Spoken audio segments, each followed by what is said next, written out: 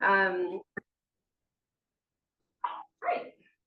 Start with our land acknowledgement. We recognize and respect that New Westminster is on the unceded and unsurrendered land of the Halkanilan speaking peoples. We acknowledge that colonialism has made invisible their histories and connections to the land. As a city, we are learning and building relationships with the peoples whose lands we're on. Somebody, I've got a couple of additions to the agenda. I will put under ongoing business, governance committee. We should have there. Oh, update from the governance committee. That's already there. Excellent. We'll just include it in that. In new business, I'm just going to add or ask your consent to add a quick motion on e-scooters.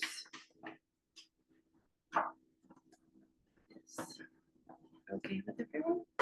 Forgot to get that in on time. Okay, any other changes to the agenda? We're good, Mary? You just get settled. All right, can someone move to adopt the agenda?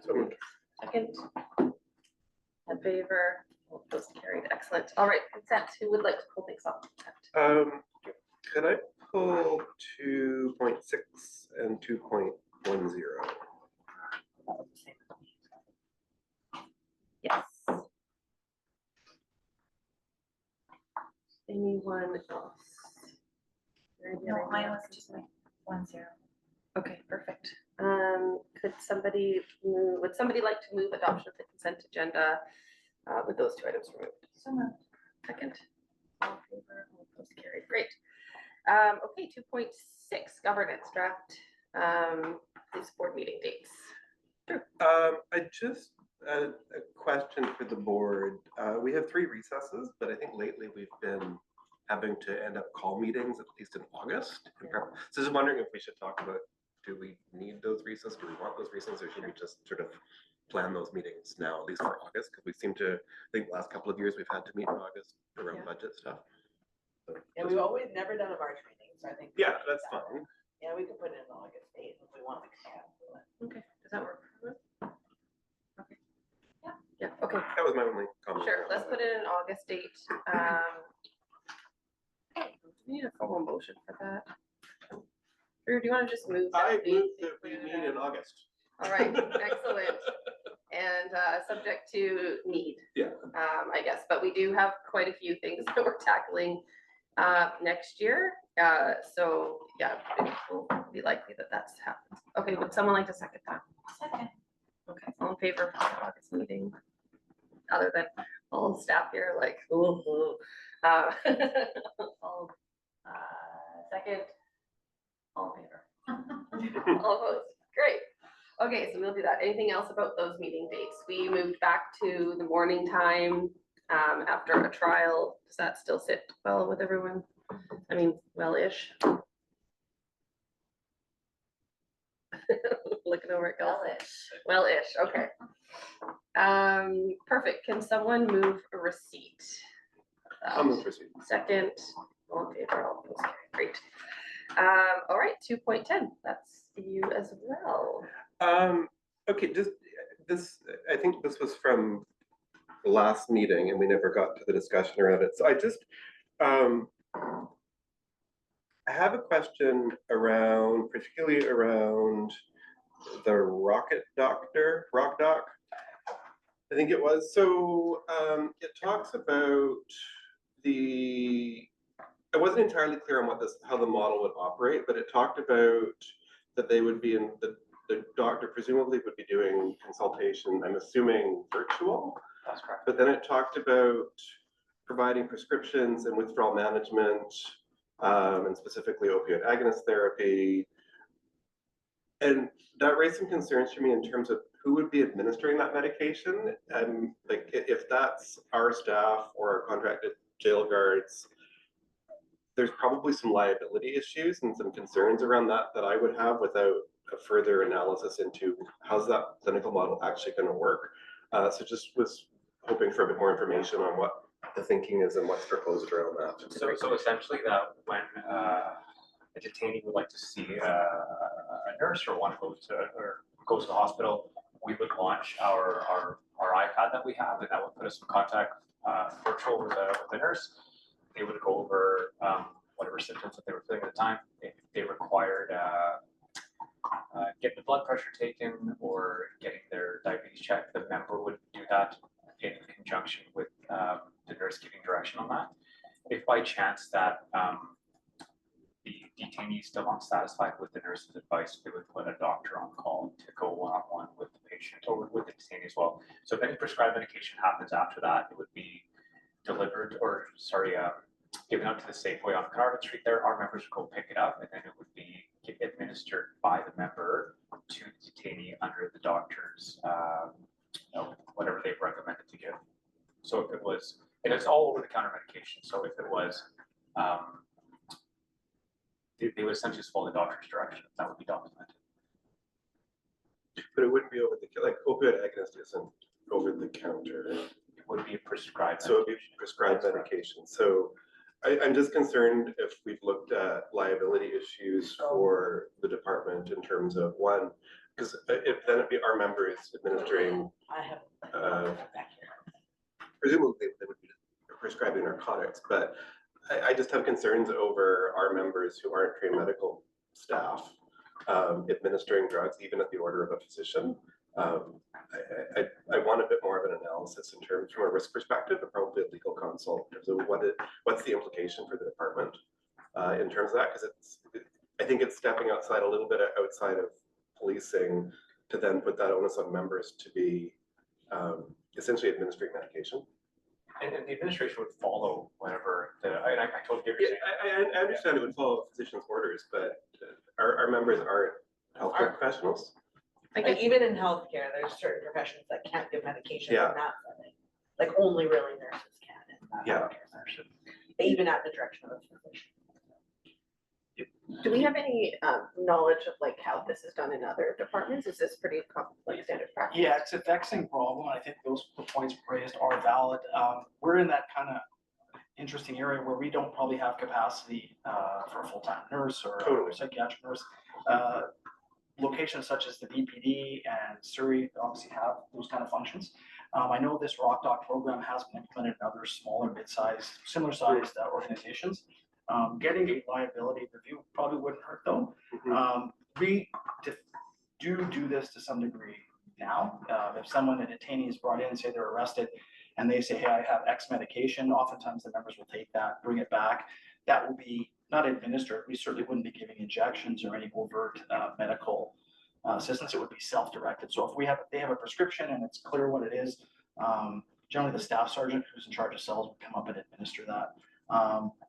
We're really just trying to look at ways of mitigating risk. Cells is a very high risk area. For sure. We get people in oftentimes that have significant medical issues, and trying to mitigate the risk of them having a medical issue in our cells is very important. And the second part of that, as I think the report talks about, is just time. We have people that come in with oftentimes not insignificant, but not high acuity medical issues, and we have to take them to RCH or to a medical facility. And there could be a lot of time, resource drain there as well. So I think we can take that away though, and certainly go back and get some sense of. I think it's just worth a while understanding. Like I'm very familiar with the Vancouver context. Years ago, I used to manage the health unit in the city jail, which was Vancouver Coastal Health staff essentially in the jail. It was originally contracted and then went to Vancouver Coastal. So I'm familiar with that context. It just raises some alarm bells for me in terms of potential liability issues, and also if there was an incident where physicians ordered something, our staff give it. I mean, if there's an adverse event or adverse medication reaction, well, then you've got our staff that administered that, and there's the potential impact on them personally having administered it, but just our ability to respond. So I just want more, just a better analysis or a more deep analysis on what our risk exposure is there, so we can talk through that. The biometric thing I think is really cool. I saw a demonstration of some of these sensors that can sense people standing, sitting, heart rate. Super cool, love it. But I'm just, the medication piece particularly concerns me. Yeah, that's fair. Mary? Thanks. My questions and comments are very similar to Drew's. I'll just ask a couple of extra questions. Do we know where the doctors are from? They are local based out of Vancouver. So they're Vancouver doctors. So is it like a private clinic or is it like provincial, regular? I'd have to get some more detail. I believe they're gonna be provincial, but I'll have to just confirm that. Okay, It would be private, but they'd bill MSP if the Right, person is okay, MSP okay. member. I do agree with Drew. I think we need more information. It feels like I do also understand wanting to improve a medical situation for a detainee. I understand the compassion around that. But I do feel it's a little bit of a slippery slope for the police to start now being responsible for medical care, even if it's the in-between of a nurse or a doctor and the detainee. So I am a little bit, feel less confident about this aspect. I would like to know what other organization, if you're bringing back information, which it sounds like you are, I would like to know what other organizations are using this, that we could look to for any sort of lessons learned. And I'm also curious, like, how often does this occur where we don't have this in place now? How often are our members taking someone to the hospital when they need some medical attention immediately? I know that we do often spend time in the hospitals, but how often is it that someone from the jail is required to go? Because I just want to know, what are we trying to solve? Is it very infrequent or is it very frequent and we have a big loss of hours waiting in a hospital? So I guess I want to understand a lot more about it before we go down that path. And I guess, is this, Chief, is this an operational decision or does the board have some No, I think it's a input. policy and a policy Okay. change, so I think it's like many of these things that are in a bit of a gray area. I totally Yeah. agree with, I couldn't argue with the comments made by the board as far as risk management. There are other police departments that are using this program. I'm not gonna name them now because I don't think we Yeah, have that's this fine. information, but we We can can come come back with that Yeah. for sure and some of Okay. their lessons learned. Yeah. And this definitely would be a pilot for us as far Okay. as what it looks like. And again, the data, we do what we can to extract that data. I mean, anecdotally, it's not insignificant. I think it's probably certainly every couple of days we're taking detainees out to Royal Clement Hospital for anything from a legit, acute medical problem to just the need of medication or they don't want to be in jail for a while. Is Yeah. another issue as well, but Okay. Okay, it would be good to understand that a little bit in more detail. The other one, the biometric, I just wanted to ask, is this would you have one unit per cell or is there additional equipment that we would also need to? It would be just one unit per cell. Okay. And that would be done in consultation with our IT section. And then the data would be shown to our jail staff and our watch commander. Okay, and then, who's monitoring this? What does the monitoring look like? It's a screen essentially that has a coding system on it. So green means that everything's good. Yellow means that you should go check on this individual, and then red means like go up there now and just call the paramedics. Okay, and there's no private or personal information that's No. collected, right? No private or personal information. Okay, that's great, thank you. I look forward to having that other information back, but like my colleagues, I have some concerns. If I can just add to the biometric thing, sorry, Heather, just really quick to respond to Mary. I watched a demo of this for some of the security systems we're dealing with at work. They're starting to use this in places like malls too, in terms of bathrooms. They can look like the ones that we saw look kind of like a ceiling mounted carbon monoxide detector, but they can detect like occupancy or presence, like someone's loitering, but they can also detect things like someone's hit the ground, like if they've overdosed. And so really kind of cool technology it's not video recording, it's not, but it's kind of cool. Okay, I think. yeah, that's interesting. Sorry, Heather. Thank you, that's all I've got. Heather. My feedback is really that like we're paying for the Rock Dog and like this is insurable services in the province. I do have concerns about essentially privatizing services that should be public services, like we're going down a path of like, so I do wonder about having a conversation with Fraser Health to say, is there a different way we could do this with them? Like look at a partnership there. Because these services we theoretically should never be paid for. And like the more we do this as a public entity, like the more we degrade the public health system over time. Like it eventually then, what is stopping, the schools from saying they don't need school nurses, and they're gonna use all these private entities, and suddenly you have a private healthcare system. It's one of my concerns. And then also about the drugs, I have the same kind of concerns around Drew. The other piece for me is, if we were to move forward, I would really like to look at an evaluation plan, because there's time associated with going to get the medication, like you're waiting at the pharmacy, and does it actually end up, like, looking at like, is there time savings, or is this actually just switching where we end up waiting, for example? And then around the biometric sensors, I'm a little bit not as excited. I think it's cool. Mostly because I've done this kind of work in my organization, and these things aren't always as seamless as they are. The main piece for me is I'm open to trying it, but I really want a robust evaluation plan. How many times is it red when it's actually fine, or green when it's not? Like, and does it end up saving time? Like, I think sometimes we think, because we've gone down this path too, that technology is going to save us time, and then we've done the analysis, it's no different, and we're just spending money on technology and on people. So I think for me, it's just like the second step for this is like, what is the evaluation plan of the work, and does it still make sense after we've like implemented and evaluated? Because these solutions are more finicky than people think. Trust me. Yeah, that's really good. Kelsey? Yeah, I mean, I echo the comments that the fellow board members have made already, particularly around the Rock Dog program. I think, so I have two main comments, and one is just generally, I don't think I have a good understanding of when we're piloting something in the department, what is our plan for that? So I would love, if we're gonna come back with more information about this, to understand how long will the pilot be? What will the report back mechanism be to the board at the end of that pilot? And some, like Heather was sort of saying, some clear parameters for us to assess whether the pilot will transition to a permanent program. So if you're gonna bring this back, I would love to see that, please. And I think that's sort of more of a general comment on things that we might be piloting in the future as well. I think pilots are great. I think we shouldn't be afraid of innovation and change, but having a plan to evaluate and make a decision as a board would be helpful.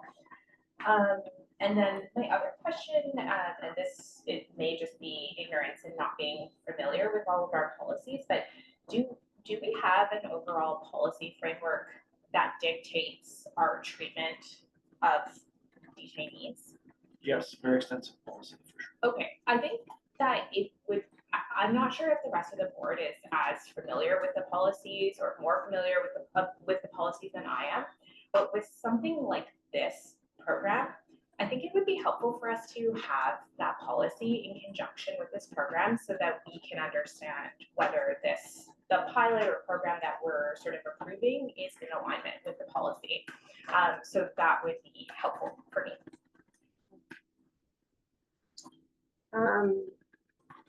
I'm wondering if you can help me understand sort of how you got to the decision around the privacy gowns versus the other options that were listed as like potential around toileting. The other option that we considered was blacking out or on the screens. It would just be blurred out when the detainees use the restroom there, but we thought that this might not be the best option because they could be doing things in that area that we might not be able to see, like consuming something, which could then lead to issues down the line. So the smocks are a better idea that it would be presented to them. If they chose to take it, it would be on them if they want to take it. Yeah. Then they could just take that back to the cell and use it at the toilet. So we had some consultation with some other agencies, and the majority of agencies are choosing to use the smocks rather than blocking out the screen. Okay. Thank you. So on the report, there's a recommendation to receive for information or that we provide staff with further direction. I'm going to move that staff report back with further details about the pilot project, including, but not limited to, alignment to policy that is the Care and control. prisoners. care and control of prisoners policy, timeline, risk, legal risk analysis, and, and evaluation metrics. Other organizations as well. Oh, and information on other organizations. You want to read that back when you have that? Okay, so that staff report back with further details about pilot project, including but not limited to alignment to the care and control of prisoners policy, timeline, legal risk analysis, information from other organizations, and evaluation metrics. Let's see. Okay. Would someone like to second that? Second. All right, any other discussion? Does that land? Inspector, yeah, that's okay. That's completely fine. Okay. All in favor? All opposed, carried. Great. Thank you for your work on that. I think it's really good for us to be, yeah, I think like upholding human rights in a really good way and trying to make sure that people are cared for, even though they're in detention. And yeah, I think that it's you know, we have a duty to do that. So thanks for your work on that. Okay, ongoing business, the budget that never stops.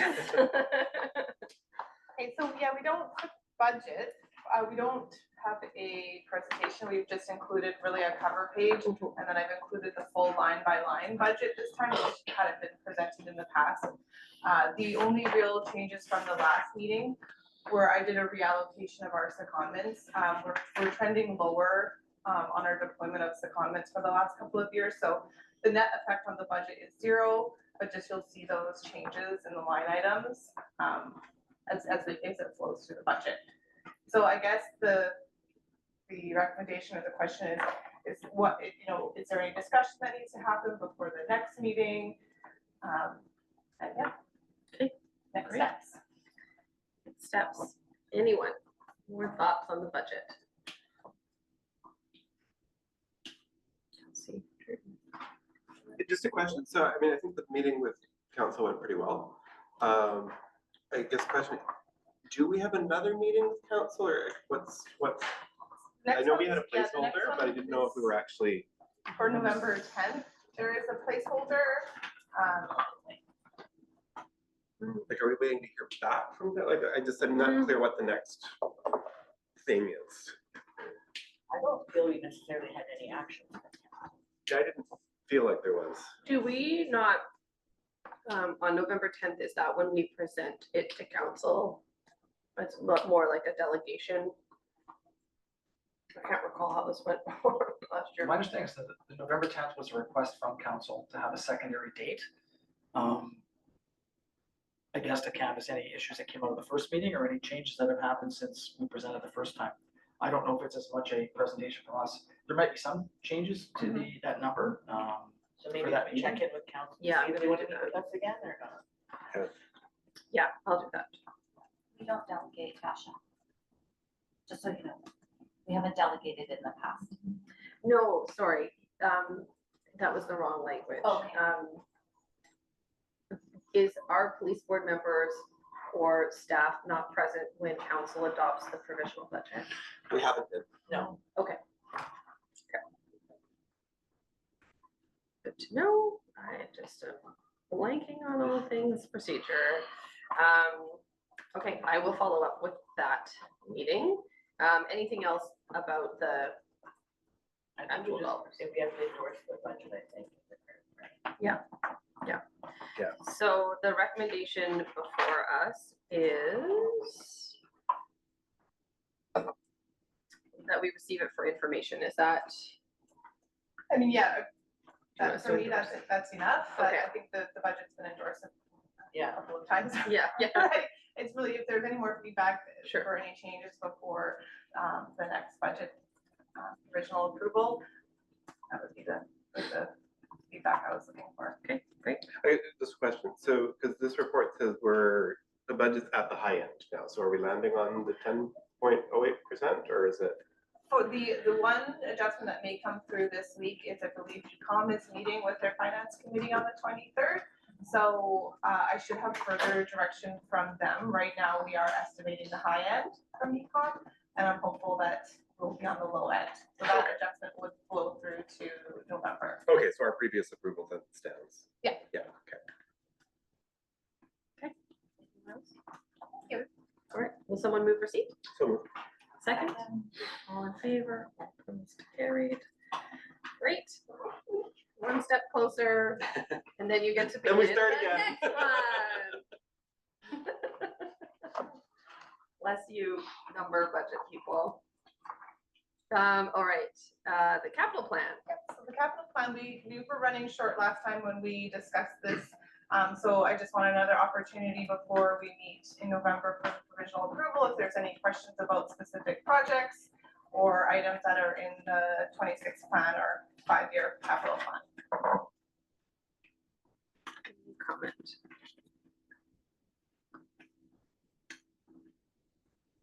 Okay, will someone could proceed with that? Second, all in favor, all opposed, carried. Look at that, seamless process. Over to the chief.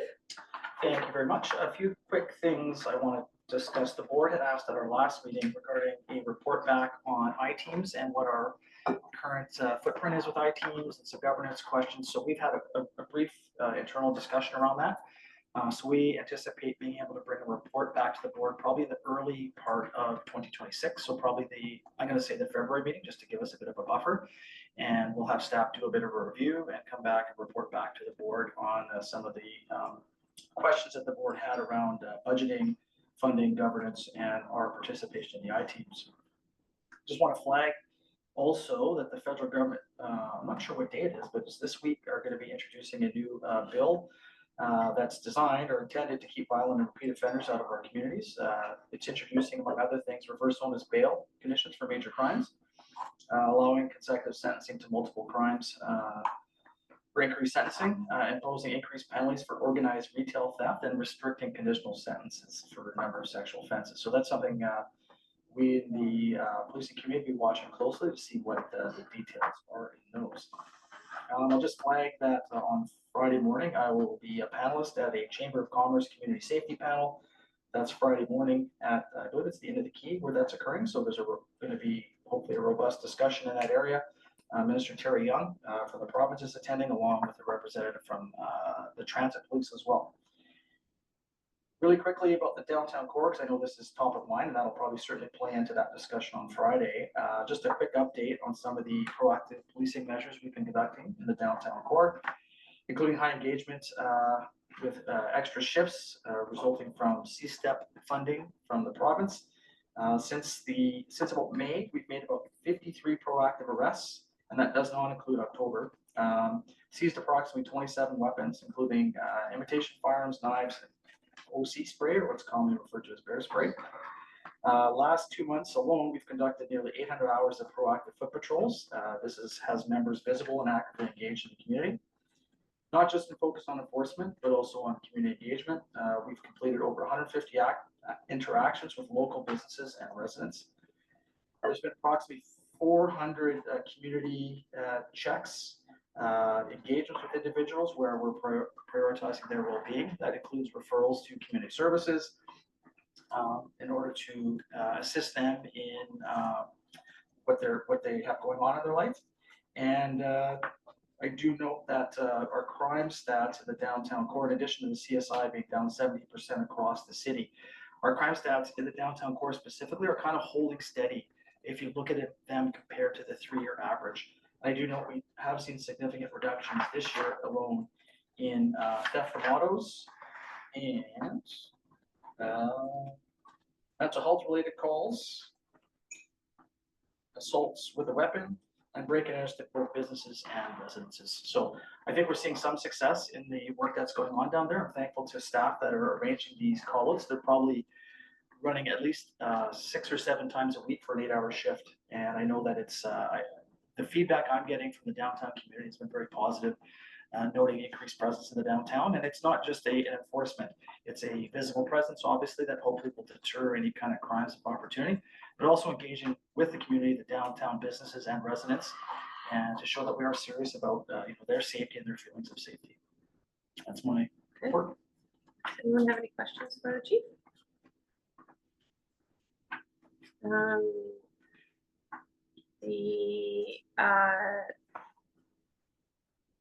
Sorry, those reductions that you were saying, those are over the 3-year average, No, those are year to date.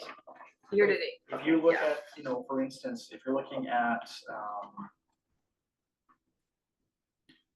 robberies, oh, sorry. If you're looking at, robberies, so it's showing right now, if you looked at it, 36%. And again, I think we've discussed this, percentages don't often mean a lot. But if you look at it, year to date, we've had 19 robberies in the downtown core, which is up over last year. But if you look at the 3-year average, which is 24, Yeah. it's down. Okay. So that's kind of the nuances, and perhaps it's a discussion we can have about drawing a comparable to the 3-year average as well. Yeah. Because, year to year is one measure, but we're Yeah. also looking at longer term trends. I have actually one question. What's the difference between assault with a weapon and aggravated assault? So there's 3 levels of Because assault. some are going up and some are going down. There's 3 levels of assault. Common assault, which is, what you think, someone punching someone else or Yeah. physically assaulted. Then there's 2 offenses, but it's really one. It's assault with a weapon or assault causing bodily harm. So there's a legal measure there. It's any injury above, going back to my police academy days, above trifling or transit. So I punch someone and break their nose. That's probably assault causing bodily harm. Aggravated assault is generally significant injury, like a aggravated injury, stabbing. It falls short of attempted murder, but it's significant. Okay, thank you. All right. Okay, the operations report, September. Yeah, thank you. I just want to highlight 3 circle-related files. First one, the department received a call from a person who was concerned with the well-being of their sibling's mental health. Our members attended and spoke to the person, but we do not believe there was sufficient grounds to apprehend them under the Mental Health Act. In that case, members provided the contact information to Circle and Westminster Health. The next one, we received a request from VPD to check on the well-being of a person who had made some suicidal comments from the support group. Members attended, spoke with that person. They also noted that this person had previously received a referral to Circle as well. At this time, there was again insufficient grounds to apprehend the person under the Mental Act. The members contacted Circle, who stated that they would re-engage with this individual. And the last one, we received a report from a person who reported that they had been threatened by a group of people on the street. Our members attended, spoke to the person who pointed out this group, and then the person also discussed difficulties with being homeless. The member made a referral to Circle, who attended, seen, and met with that person. And at the time, there was insufficient grounds to act on the threats offense. That's all I just wanted to highlight. Thank you. Thanks for including those. Drew? Just one, you said there were insufficient grounds on the second report. The report says there were sufficient grounds, so I'm assuming just a typo in the report. No, it's, I misspoke. Okay. Yeah, my notes say the same. There were sufficient grounds. Great. Yeah, Thanks, yeah, that's all, thanks. Can someone move to receive resignation? Second, Drew, all in favor, opposed, carried. The Bureau report. Second one, 3.5. Yes, the one thing I'd like to highlight here is we just recently presented 2 of our members, Constable Ferris and Sergeant Malcolm, with the Alex Award, and we had that obviously you guys were aware it on Friday night there. Some really good work done by those 2, and we're hoping to have more people for next year. So yeah, good job. If you have We any were other- all there, I was gonna say, for the folks who weren't there. Awesome, yeah, that was excellent. I think this is received for information. That's one at the bottom, I'm sure that it is. Can someone move to second? All in favor, opposed, carried. Also apologies for the mass exodus of the board at the same time. A few of us who have young kids realized that bedtime was upon us and really wanted to tuck those kids in. And then that left only 1 or 2 people standing who were like, well, I guess I'll just then go too, and let you all have a really good time. So I hope it wasn't taken personally. If I can really thank the board for attending. I know the board, you're obviously busy as well. You got lots going on. But attendance at these events, including our fall social and our mess dinner, go a long way. I know members pay attention and they're very appreciative of all the support that the board does, not only at the board meetings, obviously, but also just at these events, showing that the fall social is celebrating our retirees and our members that have received awards, and it's very much noted and appreciated the board coming and attending. Thank you. It was also really great to see the civilians Totally.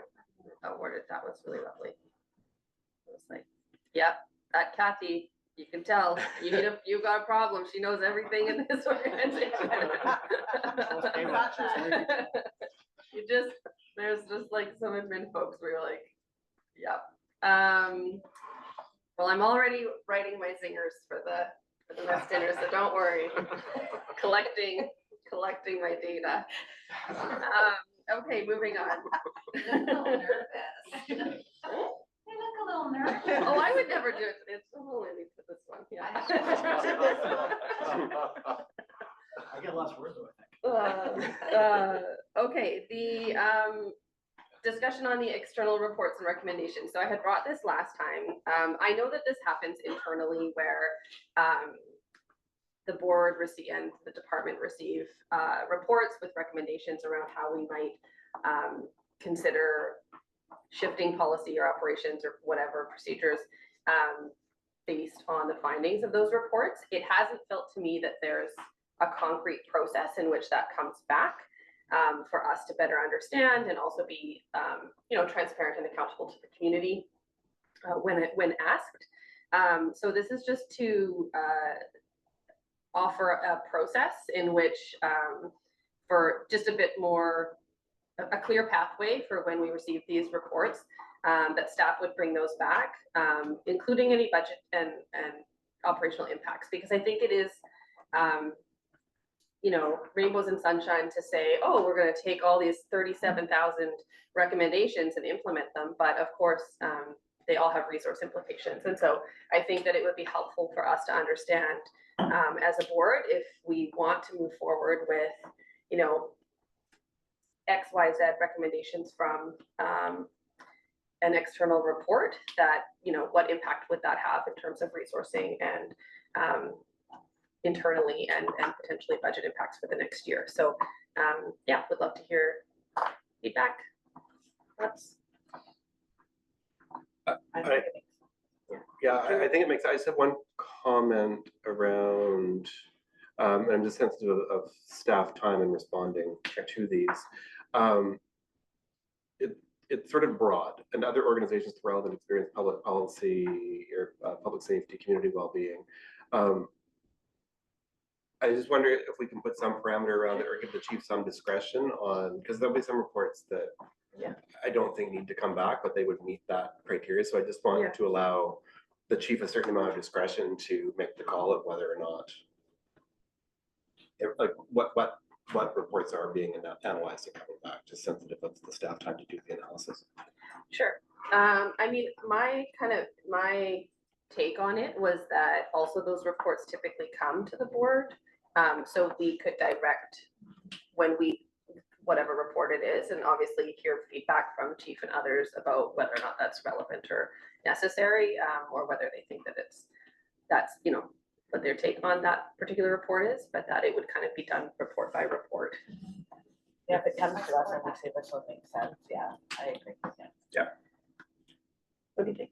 Yeah, I think that makes sense. And I think, again, we've had internal discussions. I think, a huge part of the board's role is governance and policy development, and policy discussion. It's something internally we're trying to tighten up a little bit as far as getting that information to the board. It's probably a bit of a gap with regards to staffing and resourcing. And we do have an individual that was coordinating that's off on leave right now. So we're working on that. As far as process, from our perspective, I think what may work is, so far as timeliness, when we get reports that we think or I think that would be relevant to the board, to bring them forward in their raw format, probably in the form of new business, without any kind of a cover report, because we're just not going to have time. Allow the board to digest that, provide feedback, and then report back. We have a number of reports that are pending now on public community events, public safety, that staff are reviewing that will come back with more of a, whether it's a policy implication or a Mhm. resource implication, some might. So that works for the board. So as long as the board understands, when you just see some blank report, like, why is this here? It's more of an interest piece, Mhm. relevant. I mean, there might even be coroner's inquest cases that come out that are gonna have an impact on policing. And then the board could say, provide their input, which helps guide our analysis and review as well. Why don't I move an amendment then that the police board directs staff to review selected recommendations outlined in the reports? So that it's not, all of them, but as a board, to your point, the process, we could have a take a look at that and then direct sort of which ones stand out as ones that maybe we want to explore. Does that, looking for nods from everyone? Yeah. To narrow the scope. And I think similarly, if the board comes across information that they feel that is relevant, to go through the chair Yes. and seek that as well. Yeah, for sure.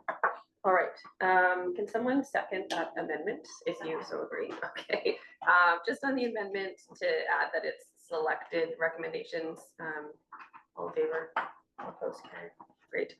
Back to the original motion. Any other comments?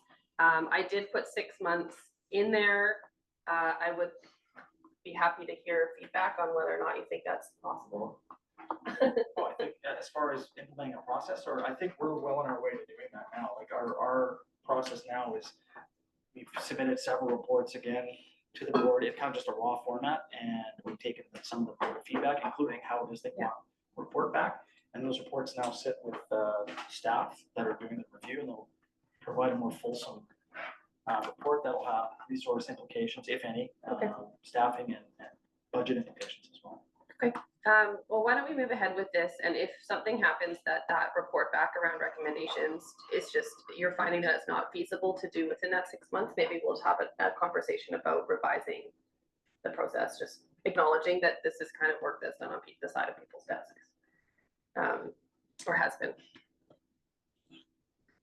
Okay. So as written, Yes, with that slight amendment. that it's at, select. To review select recommendations outlined, not the recommendation. Just select. All right, all in favor, all opposed, carried. Excellent, thank you very much. As I settle into this role, I feel like I still feel new, but it's been a year, but it's time. There'll be, I think I'll be bringing forward sort of more process pieces, because I think that that's an area that we've lacked a bit. To your point, maybe that's not the point we were making around tightening up some of our conversations. Yeah, so expect some more of that. The governance committee, that is me, but I will defer to Drew or Mary to Yeah, I can report speak to out. that. So I did reach out to McLaughlin and Associates. They have accepted our offer for them to do our governance work. I have a letter that needs to be, it's a letter of agreement that needs to be signed. And I'm not sure who signs that, if it's yourself, Tasha, or That's a someone good else. question. But I will forward it so you can make that decision. They also have sent along a timeline of the governance work. They're hoping to do monthly meetings with the task force for up to 4 to 6 months. They plan, and that will start in November. They plan to do the audit November, December, evaluation and alignment also starting in November, with interviews being completed in December. And then they would like to do a board workshop sometime in January and or the early part of February, and with completion of the governance work for April. At this meeting, I'm hoping that we can strike a governance committee to start this work, so that we can set up that first meeting in November. Okay, that sounds great. Any feedback from board members or people super excited about governance work? Mary, would you be open to continuing that work? I would, I'd also be very happy to not, if there's a classic answer.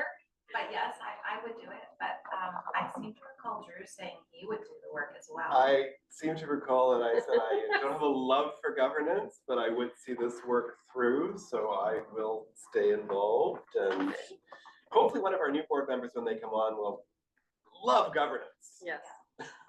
Just appoint them now. Yeah, lots I don't of- think anyone loves government. No, well, there's some weirdos out there. There are. Hey, this is a public meeting. We make no judgment for governance lovers. I don't know how big we want it. Yeah, probably I think Three's three probably is good. probably good. Mary, if you don't want to do it, I'm happy to step in. You didn't say that to me the other I know, but I was thinking about it this morning about should I be involved in these committees? I'm fine either way. I know that further on the agenda, we want to talk about strategic planning, and I think that will also need some sort of leadership. So it's really up to you what you'd like to do.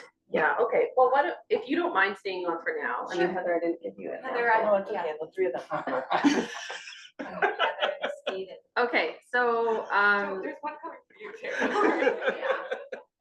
So Kelsey, Drew, and Mary will continue as the governance task force. The good news is that they want to be done, it's gonna be pretty quick. Yeah, we need to get that. And that works, and then, yeah, I'll take the strap with me. Okay, well, thank you very much for that. I don't think we need to, no, we should probably move to strike a formal governance committee. And I just would like to say that they do require a deposit on the work, so Jacqueline, I'll send you that information as well. Okay. And whoever should sign off on this agreement, I'll send it to them.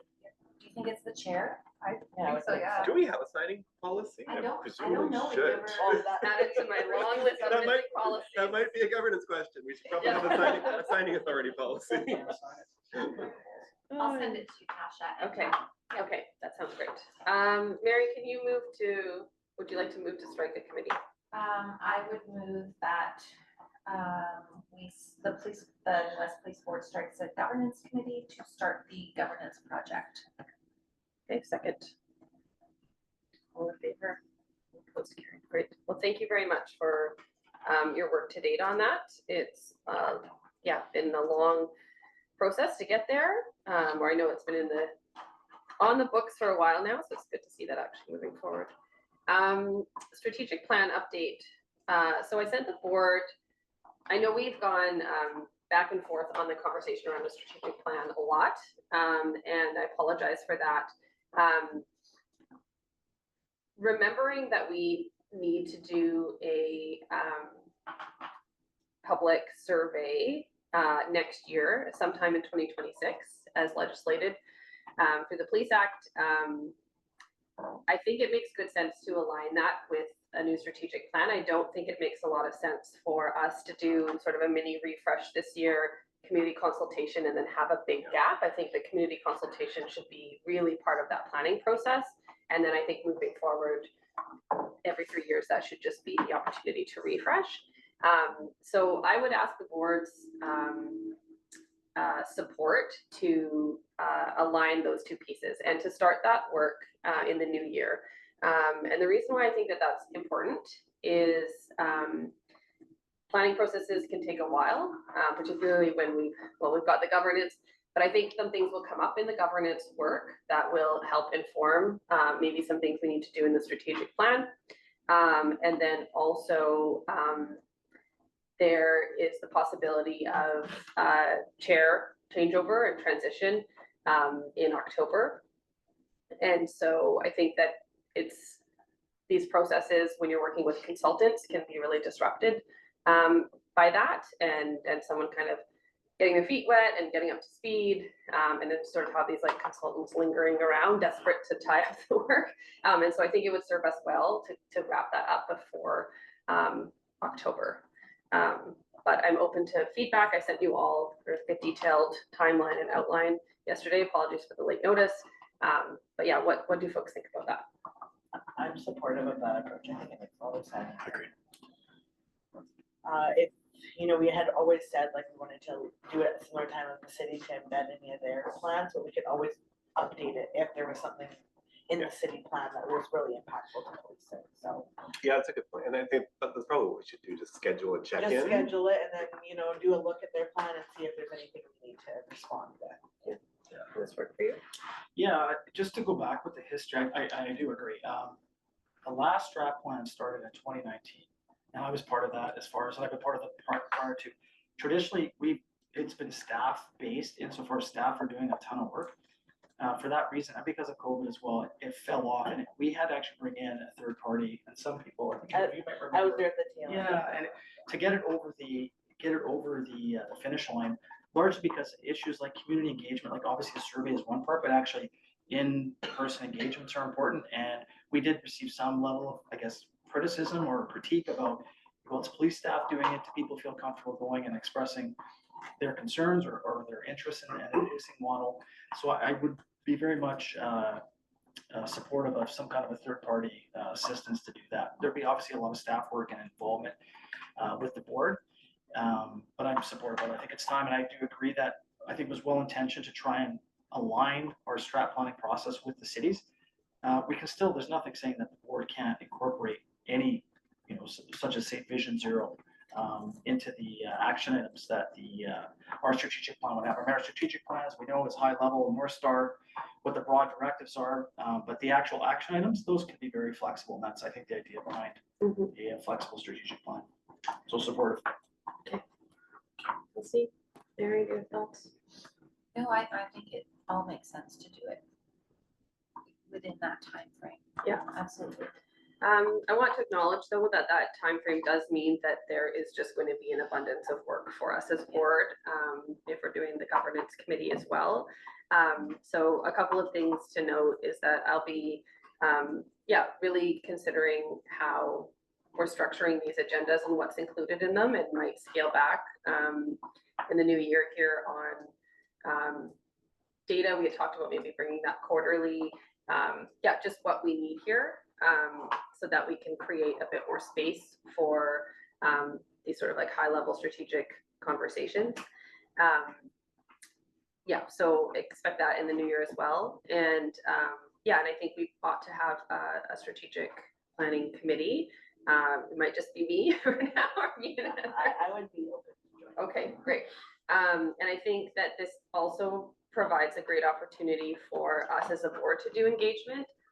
Something that I hadn't considered at all until I went to the recent CAPG conference was that boards can go and do their own engagement. And I think I'd like to see us move in that direction. And so I think that this presents a good opportunity to start engaging with community groups as a board. Because as you said, there's just, there's some folks who just feel less comfortable sharing their thoughts and ideas if they've had troublesome relationships with the police historically. Okay, so I will move that we strike a strategic planning committee. I'll second. And I'm happy to lead that if Heather, you want to, I think that makes sense. And I don't know if any of you want to double up or we can see if there's a new person. See what Patrick feels like. Yeah, sure. Yeah.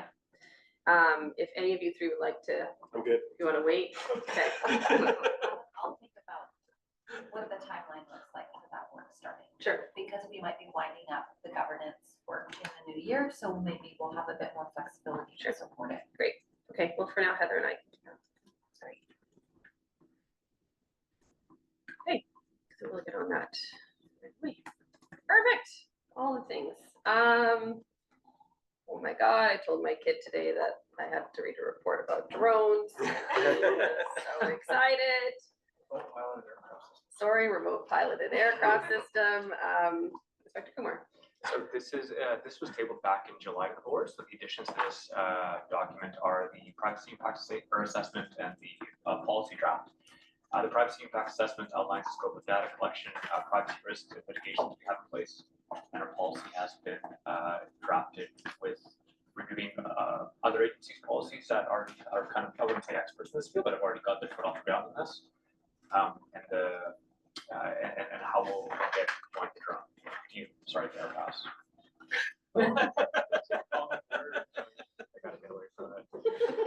They are drones. Are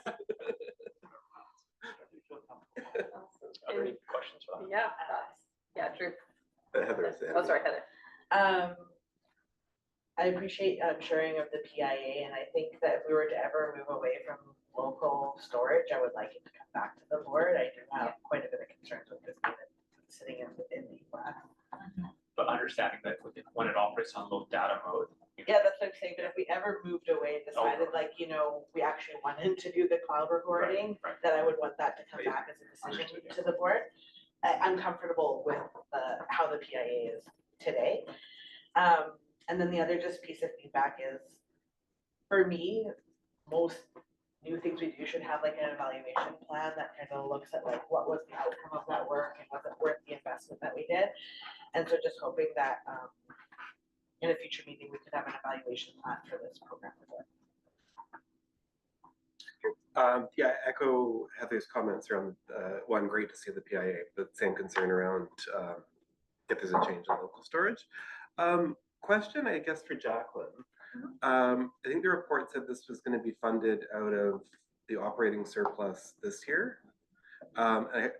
Is there any issue purchasing what are presumably capital items out of the operating surplus? Because presumably these drones, these remote piloted device things, drones, presumably they're capital purchases. They would still be capitalized, Okay, so it would just, there's different accounting that can happen. in but the there's back an end. issue in the operating surplus. There shouldn't be, yeah. And where we were from, that there's a big. Yeah, we can't do that. No. And then, is there plans for like a comms? Are we gonna let the public know we're doing this? Is there gonna be like communications? What's that gonna look like? Because there's one drone that's always flying over my house, and I know it's not yours because you don't have one. But presumably, if they're out there, You're being monitored. I'm being monitored by someone. Presumably, the public will want to know that we have Yeah. remote piloted, not pilot, whatever they're called. What's the acronym? Sorry. Remote RPAS. Remotely piloted aircraft system, and yes, there will be our communication strategy behind that. Awesome. Thank you. Kelsey. I have a couple of questions.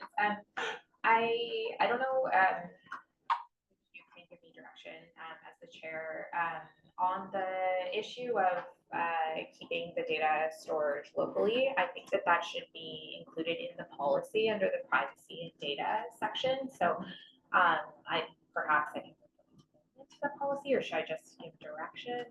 I don't know what the best way to do that. Why don't you tell me a bit more about it? and then- Sure, I was just hoping that what is captured in the PIA around not sending the data to the external server could be reflected in our internal policy so that we have some alignment there.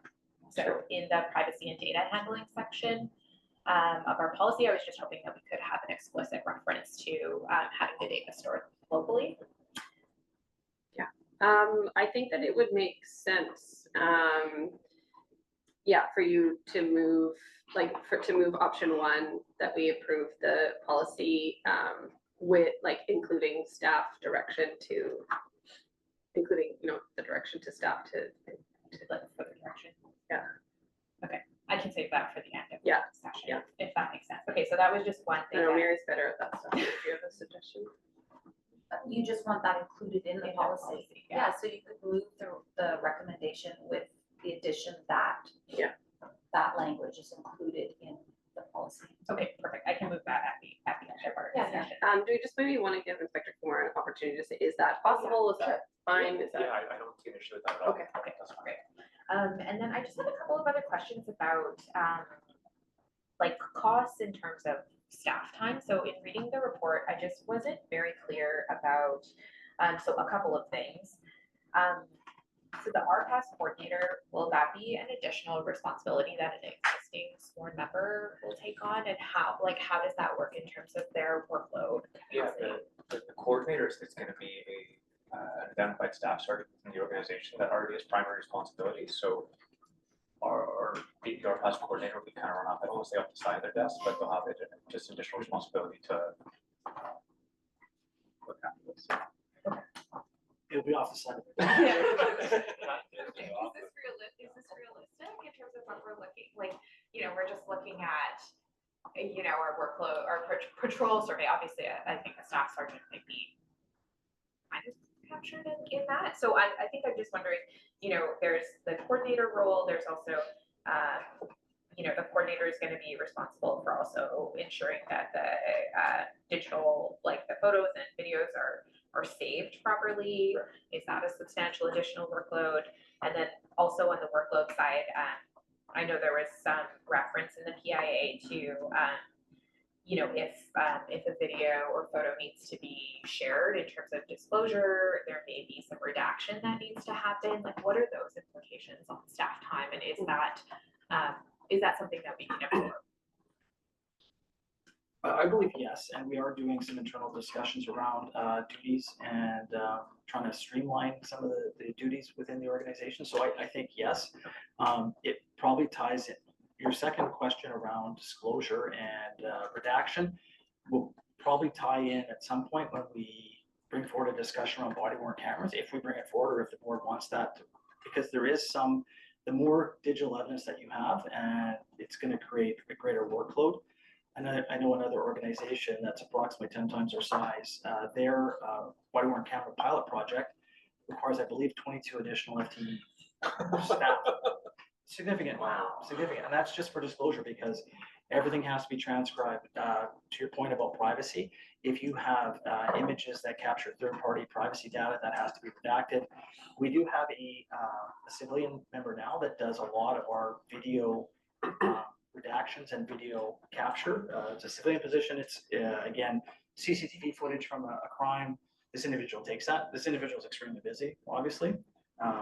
I do think we can absorb it, and we'll have to monitor it moving forward as to what that looks like, and again, prioritize what we think needs to go out to the public or not. Okay. Yeah, I think that hopefully could be captured in sort of the evaluation plan that Heather had suggested, just to ensure that we can actually keep up with the demands of this innovation that we're introducing into the department. But those were my primary concerns. Thanks for your question. The other question I really had was around examples of the footage not requiring upload. And I guess my concerns around this is that, like, these are human beings that are looking at the footage, and there's like things make errors.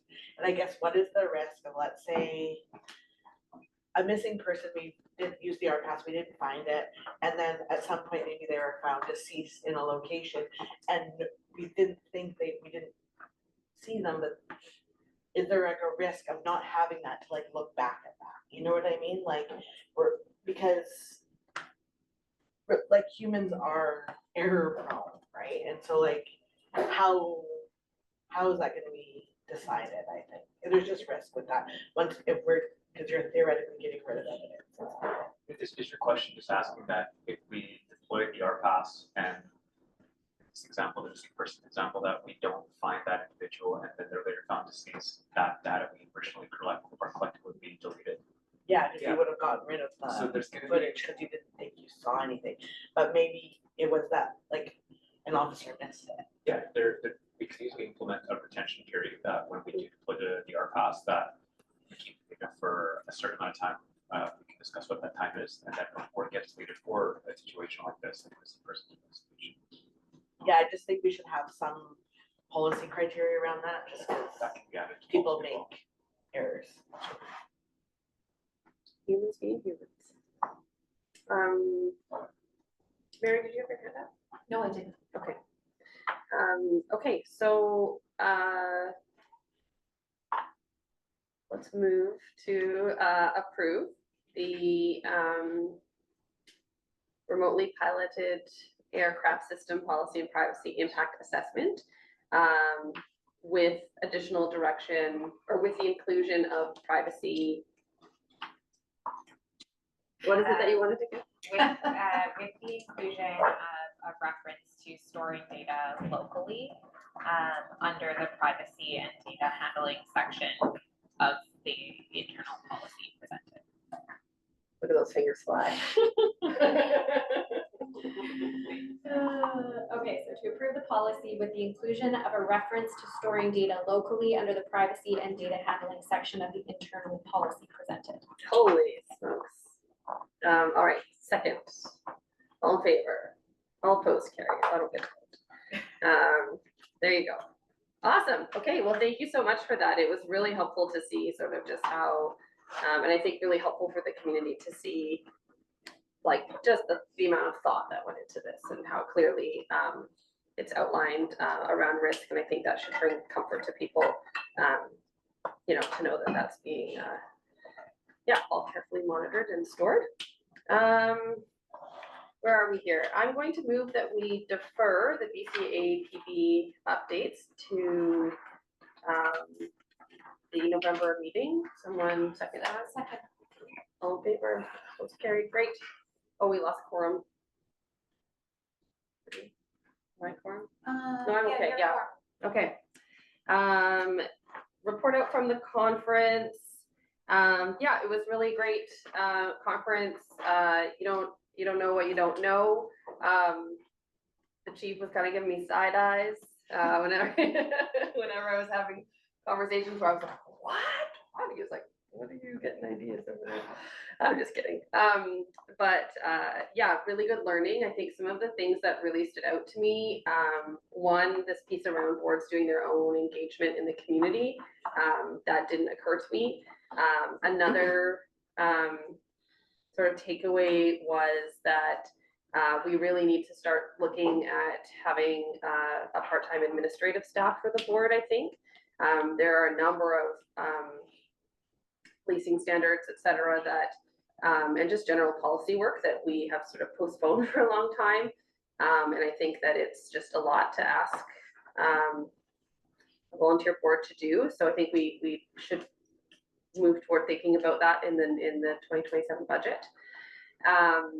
Another thing that stood out is that some boards are working in partnership with academic institutions to do research just around, I don't know, different ideas, best practices, this and that. And so I thought that was a really interesting idea. Also a piece around boards doing joint advocacy with their chief sort of publicly around the need for additional resources and community-based resources, et cetera. Obviously, something that came out of that, which you all know, was a connection to a woman named Ricky Ruth, who was the chair of the Edmonton Police Board and Halifax. And so we have met a couple of times and just spoken sort of about our agendas and maybe what we could think about cutting to also give staff back some time, just like noting how exhaustive these are and how time intensive they are to put together these packages.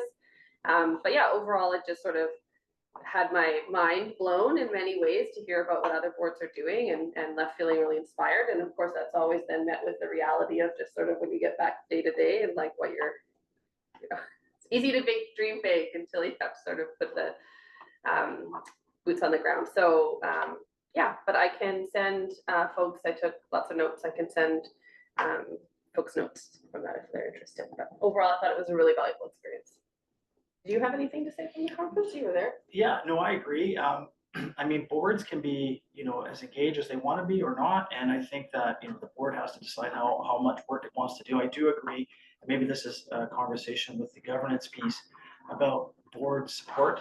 When I started on the leadership team, there was 4 board members.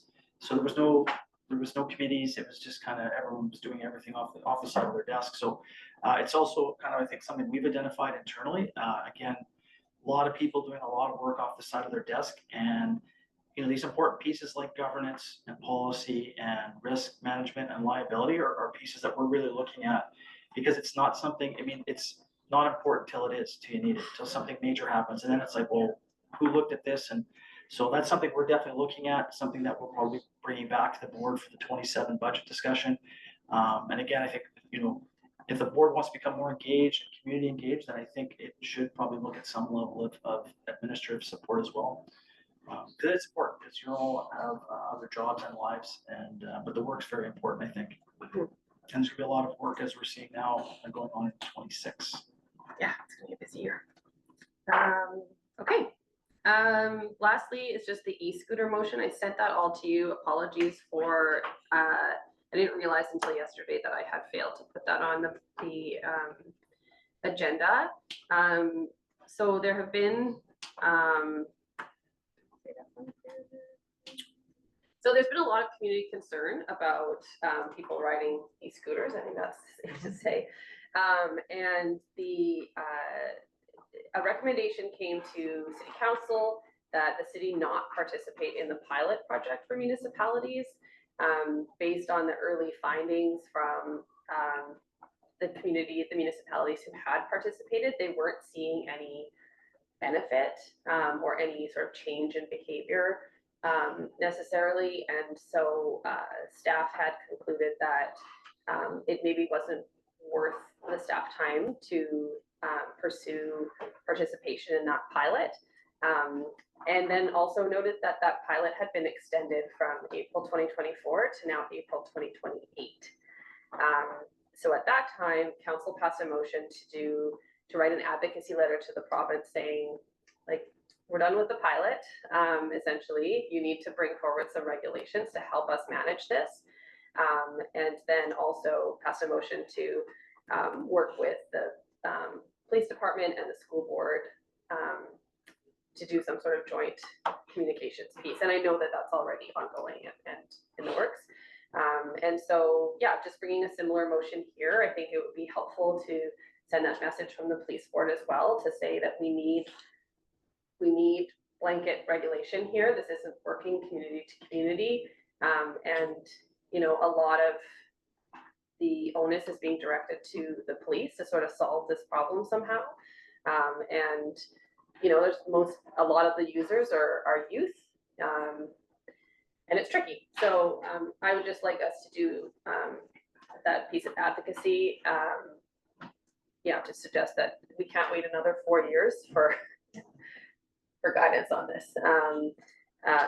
Yeah, the police chief will be attending, be on a panel at Century House around e-scooters.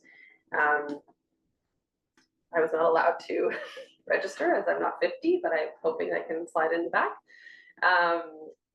But so that will be an older crowd who I think also want to see that we're doing some, that we're trying to push for some like overarching regulation here.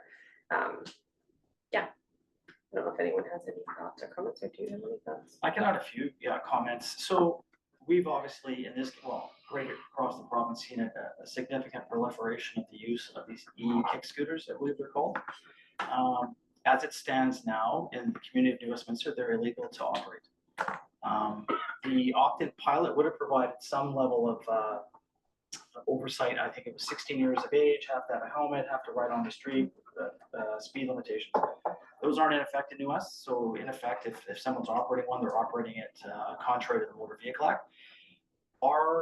Which presents a challenge for us when it comes to providing education per se, because the education is they're illegal. You're not allowed to use them. So it's a little bit challenging. I think our approach, and we're having discussions in terms of right prior to the report to council, get two very serious collisions involving youth driving these e-kick scooters. One involves significant injury. We are going to be doing some level of media on that, just again, highlighting the challenges.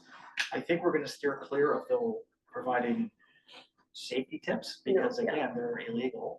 But when it comes to actual operational enforcement or kind of on the street education, we're trying to strike a balance. We again are going to be enforcing poor behavior or poor usage. No level of enforcement is going to limit the use of these e-kick scooters. They're everywhere.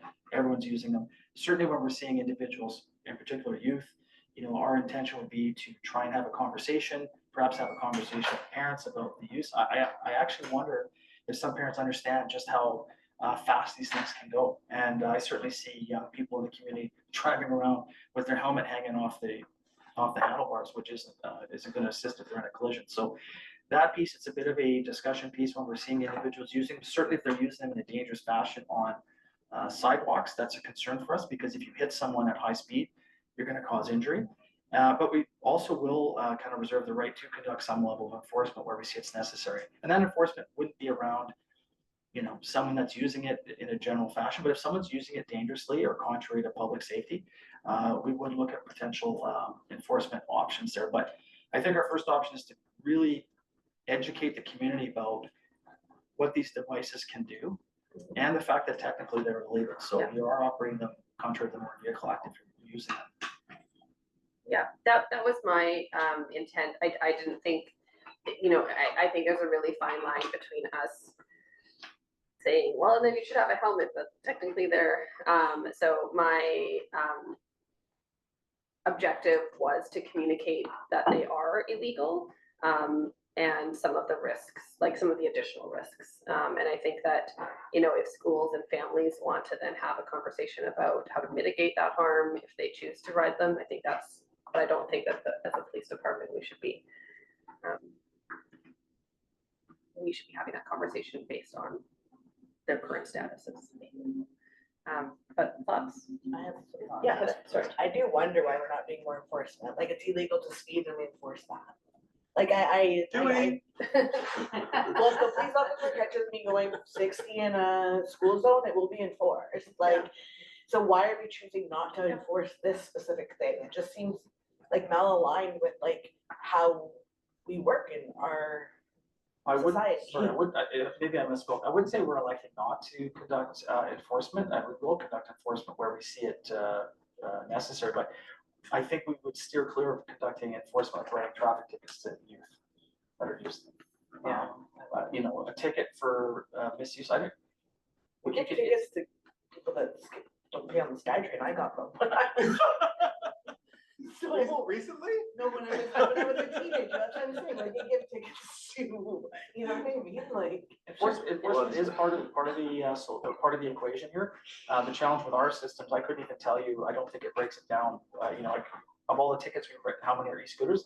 We don't have capacity to pull that data because it doesn't list the issue. So it's a combined approach. From my perspective, there needs to be regulation by the province about the sales of these items and more information piece going out to parents so they understand what it is that they're purchasing. That's part of our big focus is youth. I don't want to see another youth or anyone, but certainly youth getting injured just because of raw inexperience operating a device that has no real safety features and can go 50 kilometers an hour on the street. And we're seeing just increased usage of them. So I wouldn't say we're not conducting any enforcement. It would probably be, again, based on the behavior and probably the age as well, is the approach we take. One of the challenges we're hearing too is that we are surrounded by a lot of municipalities who do and are in the pilot project. People are confused on where and when they can use these things. So as part of the education is sharing that we actually are not participating in that because we are surrounded by many communities that are. So. I do agree. It's a tricky and complicated situation. I personally think one of the greatest challenges is the education, because that people just don't know that it's illegal. I've had very close friends buy a scooter for their kid, and I was like, do you know it's illegal? And they had no idea. And they bought a very fast scooter and didn't really realize. And I think the challenge is when you see so many people out there riding them, you make the assumption that it's perfectly fine. My kid has been begging me for one, and luckily I can tell him it's illegal. But like, I think education, and if that could be something that we get behind, I would be really supportive of that. I think the police, in conjunction with the school district, in conjunction with the city, putting together some kind of educational piece. It's not going to solve it. I totally understand that. And I actually think it's a really great form of mobility for some people. It just needs to be, there needs to be a much higher level of education for people around what's okay and what's not okay. And I think that is the huge void right now. Yeah. Andrew? Yeah, I'm good with the motion. I don't love the be it further resolved bit, which is the education enforcement piece. Because I struggle with what that education would be, right? Like if we're partnering with the school district, well, the police department's message is they're illegal. I mean, that is I think educating people that they are. Presumably the school district will want to come up with how do you do it safely? Yeah. Maybe, I don't know. So I struggle with that piece. And then with around an enforcement campaign, like frankly, I'd prefer to see more enforcement of traffic safety in general.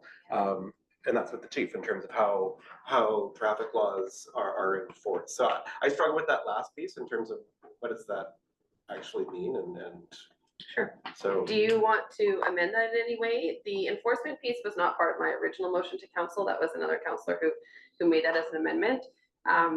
So if, to me, the public education is just around their, I'm fine with the public education because I think really, do you want to strike the, yeah, I would Enforcement. strike the enforcement Okay. piece. I think the real issue is we need to advocate to the province to, you know, Yeah. get your act together and come up with some provincial standards, because to Andrew's point, the fact that it's legal next door, it just creates confusion, right? Well, why isn't it legal yeah, here? we Like can't do that this for another 4 years. doesn't make Yeah. any sense. So- Okay, well, I'll amend to strike and enforcement, if someone wants to second that.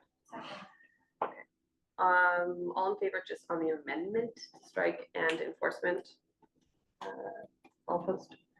Carried. For the rest of it, let's call the question, all in favor, all opposed, carried. Great. So we will, draft a letter and get that sent off. It is weird that they're illegal, but you can buy them everywhere. It's- I know Well, with you e-bikes. can use You them buy on- them at London Drugs. You can't buy an e-bike. Like a child cannot go into a bike store and buy an e-bike. They are illegal. Because you have So- to be 16 or something. Yeah, so there's some form of, I think it depends on the retailer, right? You can buy them online. Yeah. Who's gonna check your age? So it's really And problematic. technically, you can use them on private property, right, just not on public roadways and public sidewalks, so, those. I won't get very far in my. Yeah. Certain age, if you- I'm sure a lot of people won't get far. What is it called when you do, To the bridge and back. Donuts. donuts in your front yard? Donuts in your hand. Well, my children won't even ride a bike. They're so risk adverse, so it's not a problem I've faced yet. It's not. Continue meeting in private. So in accordance with the Police Act, thank you for including the section. Section 69(2), a portion of the meeting may be held in private if any of the following are expected to arise. I don't think I need to read those. They're on the agenda. And so I will move to adjourn open meeting. So second. All in favor? 10:52. Awesome. Great. Thanks, everyone. Thanks, folks.